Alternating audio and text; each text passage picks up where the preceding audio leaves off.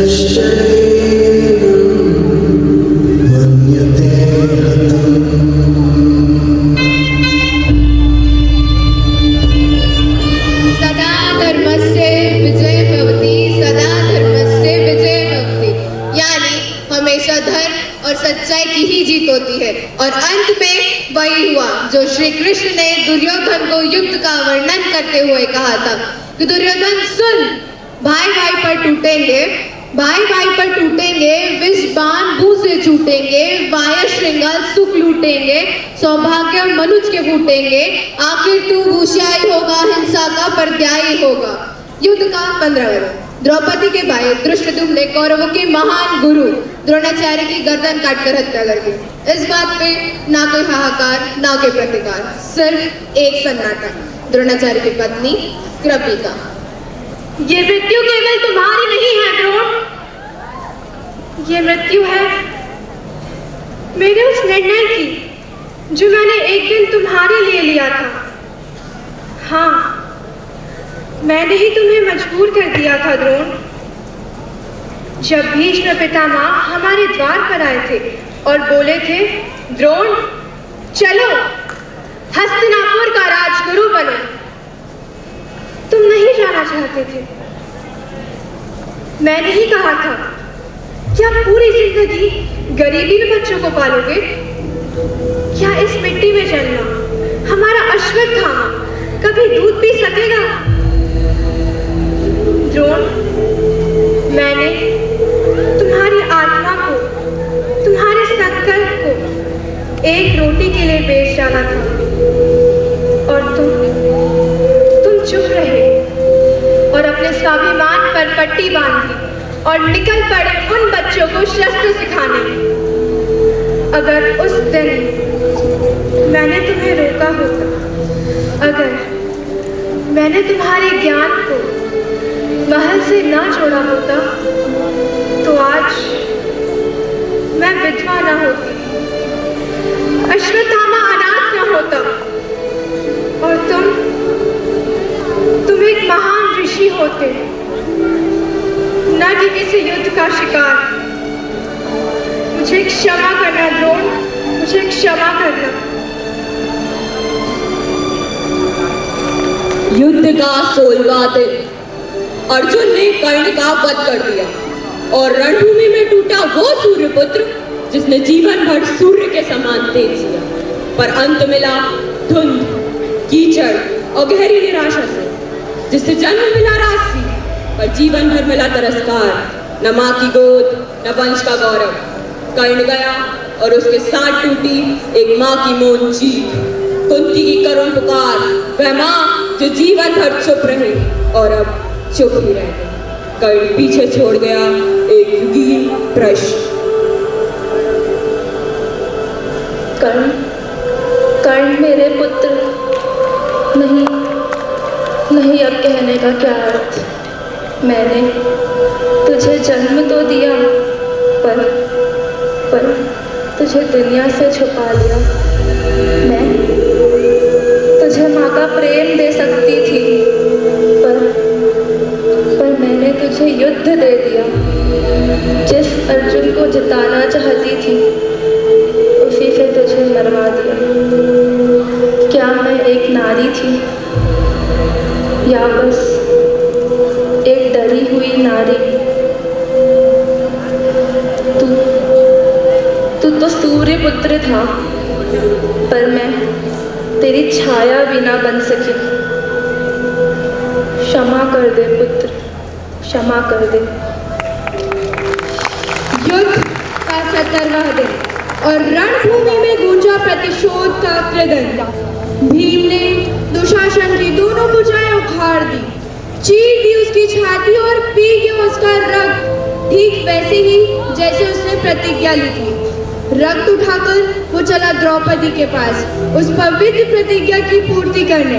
तो आइए देखते हैं द्रौपदी का दृश्य।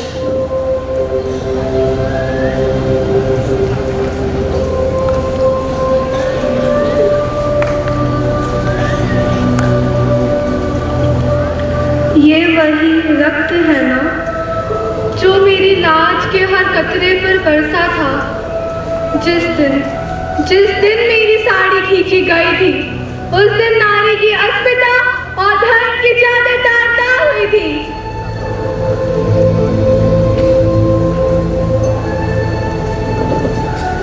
आज न्याय मिला है इन केशों को। यह देखो पुरुवंश, वही द्रौपदी हूँ मैं, पांचाल की अग्रजा। भीम, तुमने से दुर्योधन का अंत नहीं, मेरी उस पीड़ा का उत्तर दिया है जिसे मेरे आंसू भी नहीं भुला पाए थे। यही था न तू जिसने भरी सभा में मेरी साड़ी को अपमान बनाया था। अब देख तेरा लहू मेरी लाज धो रहा है। हे धर्म, आज जागा है तू, और याद रखना, युद्ध सिर्फ एक पुरुष नहीं, एक स्त्री भी जीत सकती है जब पीड़ा उसकी न्याय बन जाए।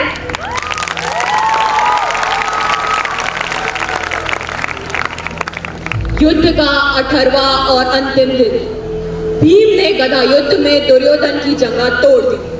दुर्योधन गिर पड़ा और पड़ा रहा अकेला टूटा हुआ घने जंगल के वीराने में। एक एक कर उसके 99 भाई पहले ही मारे जा चुके थे और अब कौरव वंश का अंतिम दीपक भी बुझ चुका है। तभी गांधारी शोक में डूबी। उसने अपने 100 पुत्रों की मृत्यु पर विलाप किया और फिर श्री कृष्ण को श्राप दिया।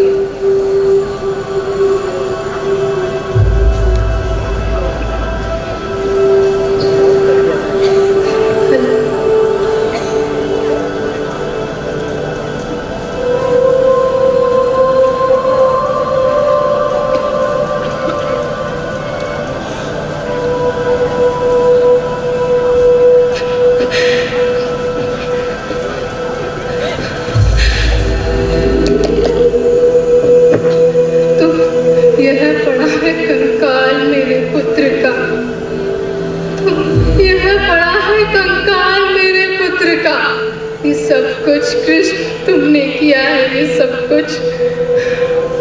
तो सुनो, आज तुम भी सुनो। मैं तपस्विनी गांधारी अपने सारे जीवन के पुण्यों का, अपने सारे पिछले जीवन के पुण्यों का बल खाकर कहती हूँ, सुनो कृष्ण सुनो। तुम यदि चाहते तो रुक सकता था यज्ञ है। मैं प्रसव नहीं किया था कंकाल का। इंगत पे तुम्हारे ही भीम ने अधर्म किया, फिर क्यों नहीं दे दिया वह श्राप तुमने भीम का, जो तुमने दिया निर्बरात अश्वत्थामा को।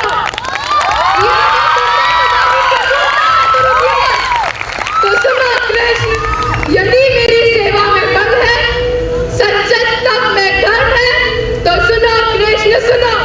प्रभु हो या परात्पर कुछ भी हो, तुम्हारा पूरा वंश इसी तरह पागल कुत्तों की तरह एक दूसरे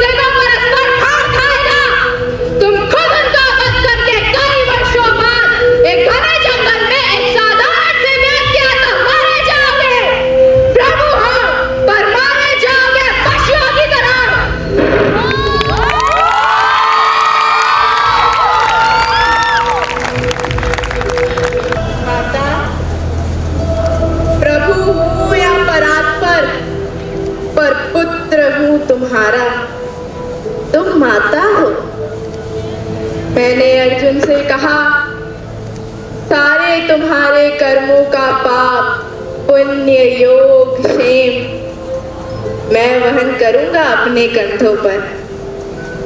18 दिनों के इस भीषण संग्राम में कोई नहीं, केवल मैं मरा हूं करोड़ों बार। जब कभी जो भी सैनिक भूमिशयी हुआ वह कोई नहीं था, वह मैं ही था, गिरता था जो रणभूमि पर। अश्वत्थामा के अंगों से रक्त पीप श्वेत बनकर बहूंगा मैं ही युग युगांतर तक। जीवन हूं मैं तो मृत्यु भी तो मैं ही हूं मां। श्राप ये तुम्हारा स्वीकार है, श्राप ये तुम्हारा स्वीकार है।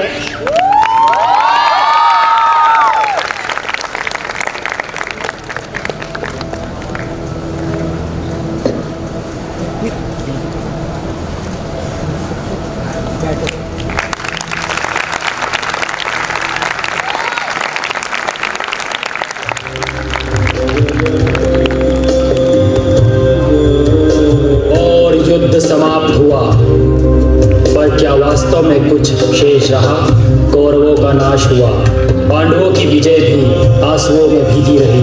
किसी ने पुत्र खोया, किसी ने भाई और किसी ने अपना संपूर्ण धर्म। महाभारत सिर्फ युद्ध नहीं, यह मानव मन का आईना है, जहां लोभ, मोह, प्रतिशोध और धर्म आपस में टकराते हैं। कुंती रोई, गांधारी ने श्राप दिया और कृष्ण मौन रहे। और आज भी हम उन्हीं प्रश्नों के सामने खड़े हैं।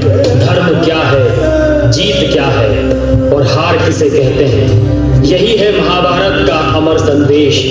युद्ध से नहीं, विवेक से जीते जाते हैं युग। विजय से नहीं, विनम्रता से बचते हैं वंश। और आज गुरु पूर्णिमा के इस पावन दिन हम यह प्रण ले, विनम्र बने, प्रेम बांटे, जीवन बचाए, युद्ध रोके और अंधकार से लड़े। विवेक की रोशनी से गुरु हमें शस्त्र नहीं, शास्त्र की शक्ति देते हैं। और शास्त्र कहते हैं, जहाँ विवेक है वही धर्म है, और जहाँ धर्म है वही सच्ची विजय है। जय हो गुरुओं की, जय हो गुरुओं।